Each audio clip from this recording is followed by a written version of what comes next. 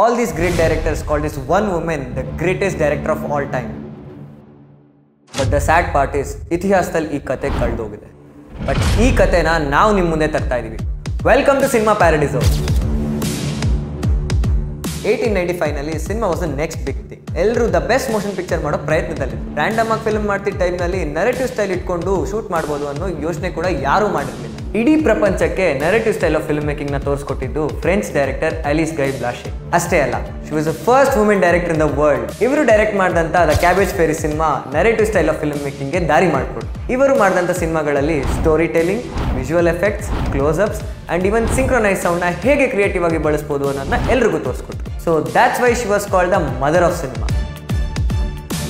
ಇವರು ಹೆಣ್ಣು ಅನ್ನೋ ಒಂದೇ ಕಾರಣಕ್ಕೆ ಆಗಿದ್ದ ಮೇಲ್ ಡಾಮಿನೇಟೆಡ್ ಸಿನಿಮಾ ಇಂಡಸ್ಟ್ರಿನಲ್ಲಿ ಜಾಸ್ತಿ ಸಪೋರ್ಟೇ ಸಿಗಲಿಲ್ಲ. ಯಾಕಂದ್ರೆ ಸಾವಿರಕ್ಕೂ ಹೆಚ್ಚು ಸಿನಿಮಾ ಮಾಡಿದಂಥ ಆಲಿಸ್ ಅವರು ಸಡನ್ ಆಗಿ ಸಿನಿಮಾ ಮಾಡೋದನ್ನೇ ನಿಲ್ಲಿಸ್ಬಿಡ್ತಾರೆ. ಯಾಕೆ ಅಂತ ತಿಳ್ಕೊಬೇಕಾ? ಪಾರ್ಟ್ 2 ನಲ್ಲಿ ಹೇಳ್ತೀವಿ. Until then stay tuned and follow She tiles.